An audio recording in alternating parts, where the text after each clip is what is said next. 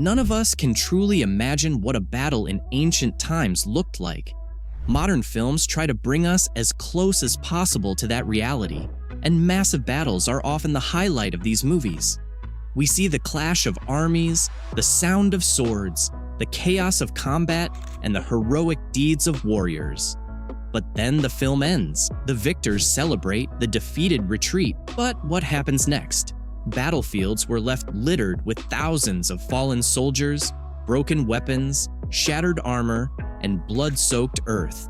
Who was responsible for cleaning up this grim legacy of war? How were the dead buried?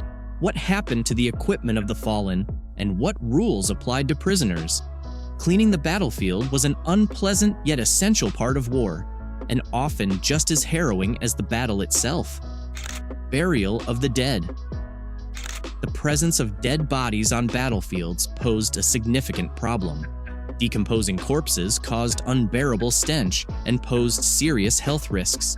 Burial practices varied depending on the period, culture, and circumstances of the battle. Battles were also interrupted for the purpose of burial, as seen during the Peloponnesian War. In this conflict between Athens and Sparta, it was common for fighting to pause briefly so that both sides could retrieve and bury their fallen. Such truces occurred, for example, after the Battle of Delium, 424 BCE, where the Thebans initially refused to return the bodies of the Athenians. However, after diplomatic negotiations, they eventually agreed to do so. In ancient civilizations such as Rome and Greece, burying the dead was a key part of war ethics. The Greeks, for example, believed that the souls of fallen warriors who were not properly buried would never find peace. As a result, victors often ensured their dead were given an honorable burial, while the defeated might be left to their fate.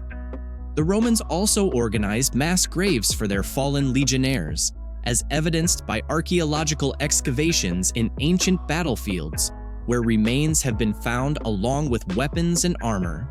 Some high-ranking soldiers were even given individual graves with tombstones. In contrast, cultures like the Indians or Vikings practiced cremation, believing in purification by fire and the quick elimination of health hazards. Clearing the battlefield was both a physically and emotionally demanding task, often assigned to prisoners, local civilians, or specialized military units.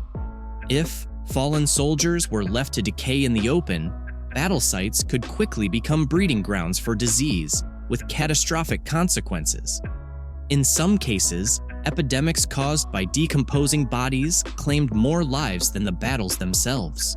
For example, after the 30 Years' War, massive outbreaks of plague spread in areas where bodies were not buried in time. Similar issues arose after the Battle of Gettysburg during the American Civil War, where swift burial was necessary to prevent the spread of infection. In the Middle Ages, in addition to burials, fires were sometimes used to disinfect battlefields, especially in densely populated cities. Soldiers were also required to wash their hands and use vinegar as a primitive disinfectant after handling the dead. Cleaning up after battle was not just a matter of respect for the fallen, but also a crucial strategic and hygienic measure. Despite being a gruesome and thankless task, it played a vital role in restoring normal life after war. Weapons and war trophies. The weapons and equipment of fallen soldiers were considered valuable resources after battle. Warriors and local inhabitants knew the worth of armor, swords, and shields, and battlefields often turned into swarms of scavengers searching for loot. Weapons were expensive to produce, so they were rarely left behind.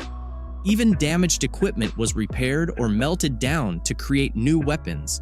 For example, in early medieval times, spoils of war were used to forge new weapons, making them both practical and strategically important.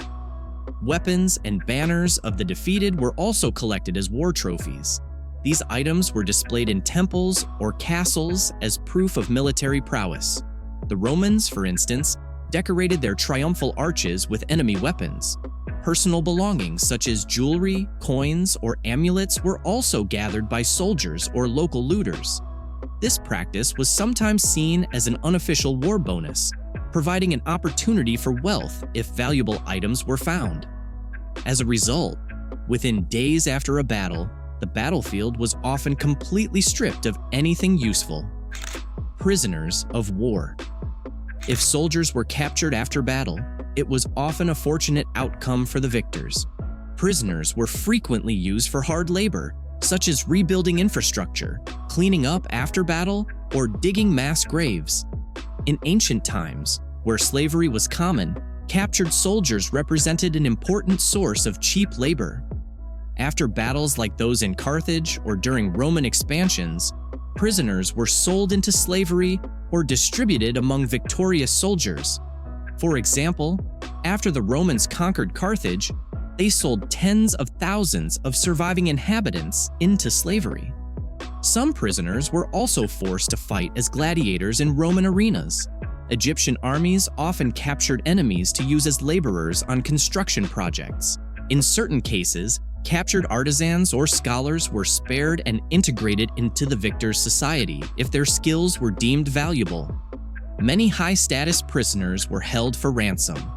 On the other hand, some prisoners were brutally executed to intimidate enemies and break their morale. A lasting impact. The cleanup of battlefields was more than just a practical necessity. It had long-term effects on societies, economies, and warfare itself. The way fallen soldiers were buried, weapons were salvaged, and prisoners were treated shaped history in ways that extended far beyond the battlefield. Psychologically, handling the remains of war was deeply traumatic, leaving scars on those responsible for the cleanup. Economically, war-torn lands often became uninhabitable or were stripped of valuable resources. Strategically, the treatment of the dead influenced morale and even future conflicts. Some armies prioritized retrieving their fallen, while others used unburied corpses as a tool of psychological warfare. Even today, remnants of past battles still surface, reminding us that war doesn't end with the last strike of a sword or gunfire. It lingers in history, memory, and the very soil beneath our feet. Thank you for watching today's video.